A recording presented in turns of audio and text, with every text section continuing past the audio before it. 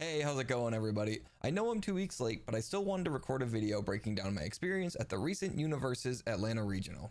If you haven't seen it already, I also recorded a video with Justin Martin as part of our team's Atlanta recap series, and that video discusses specifically more my new player experience, being a new player to UniVersus overall, and my first experience at a regional, so make sure you go check that out and you can find it in the description below. In this video, I want to talk about both the competitive side of the event, so the deck that I played and the matches that I had, but also the side events and also the more fun, casual stuff we did at the event as well. And as always, if you've been enjoying the content, make sure to leave a like on the video, subscribe to the channel, and leave a comment below. If you are in Atlanta, tell me about your experience. First, let's talk about the competitive side of the event. The deck I brought to Atlanta was Rodan on the Void symbol. This list was cooked up by Travis and other members of the team, contributing through testing and suggestions.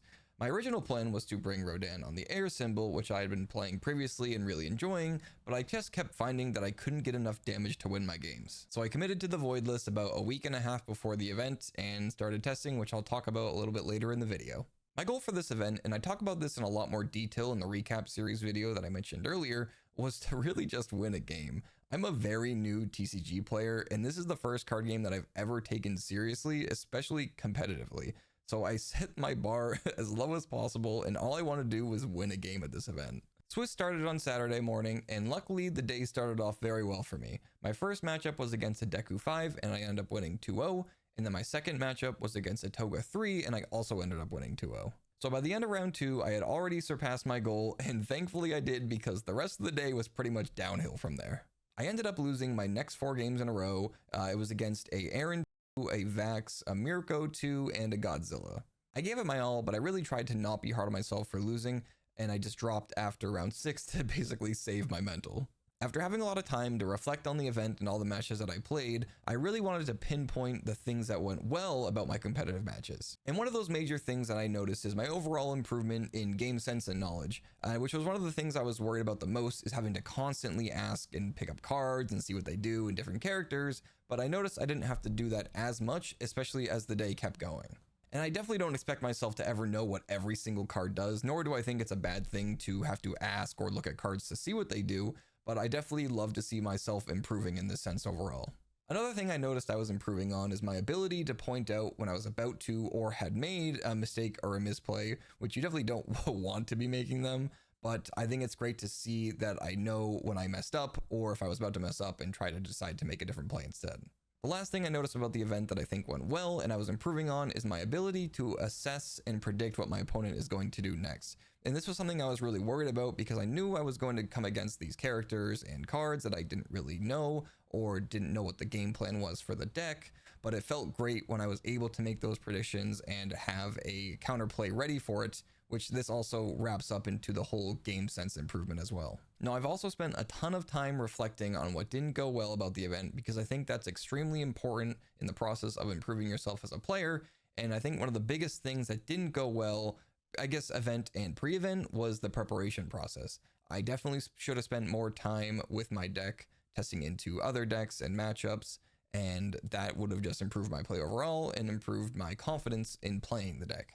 And in preparation, I also include getting enough rest before the event, which I definitely did not. I think I got 2 hours of sleep before Swiss, which was mostly due to nerves, but that's okay, and there's not much you can do about it, but it just would have been nice to have at least like 6 or 7 hours of sleep because I was definitely feeling the mental fatigue towards the end. And tying into that, one of the other things that didn't really go well, but this was mainly in like the last 2 or 3 games of my day, was I kept entering these states of tunnel vision. I was just not paying attention to my opponent's board and really just focusing on what I was doing, which definitely made me falter and misplay, and in one of the games resulted in just a direct loss. And the last thing that I noticed that I kept doing here and there that I was not happy with was just not taking the time to think about my plays and making plays too quickly. And I think that came from the fear of not wanting to slow play my opponent, because I did have to deal with that one match and it was not great.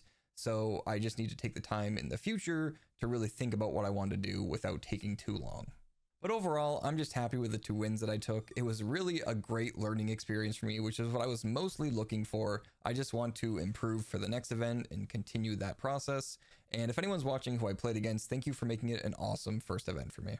On Sunday, I got to play in some side events, which was really fun. My team was pushing me to play in the retro event, and I had never really played retro, and I don't know like any of the retro cards. So the whole weekend they were pushing different decks for me to play. And 15 minutes before the event, I come in and I ask for just a simple deck because there's all these crazy combo decks that I was trying to learn, but I just needed a simple one to play for a game. And I was given Inferno, I think, which was fun. I lost my first match and then dropped to play in the My Hero Spotlight event, which I was really looking forward to. I built and brought an Amajiki deck for Spotlight, which is one of my favorite characters, but I was really excited to use all of the set 1 cards again because I started playing about 3 weeks before the set 1 cards rotated out. And I didn't know about rotation until it happened, so I was excited to just be able to use the cards again. I went 2-0 in my Spotlight event and had a great time in both my matches, and I wanted to keep playing but ended up dropping because we went and did some team stuff outside of the event. So while this was my first major event, it was also my first event as part of a team. And for anyone who doesn't know, I'm part of the MGLA, the Metagame Liberation Army. I'm one of the newest members, and it was just super cool to be there while 4 of our teammates were in the top 16. It was a great experience, and it was super fun to meet everyone who's not part of the local group and just really get to take the weekend as a bonding experience with everyone. Outside of the event, we got to explore Atlanta a little bit. We went to the Coca-Cola world, we went to the swing joint, and then we did some drunk karaoke, got to bust the chops out there. So it was just really fun. I really wanted to make this video to reflect on everything that happened in Atlanta and all of my games, but also use it as the start of my preparation phase for Nationals at the start of next year. I still have no idea what I'm going to be playing at Nats. Hopefully it won't be Bert and he gets hit before the event, but I'm also looking at Reiner and Deku 6, and we'll see what happens with the Star Trek and Soul leveling characters that are be coming out before. But I think that is it for this video. I really appreciate you sticking around and hearing me yap about Atlanta for X amount of minutes, however long this video is going to be. But I think it was just important to reflect on it all and help me improve as a player. Make sure to keep an eye out for all the AOT Set 2 content that's going to be coming out from me. And if you enjoyed the video, make sure you leave a like, subscribe to the channel, and I'll catch you in the next one. Have a good one.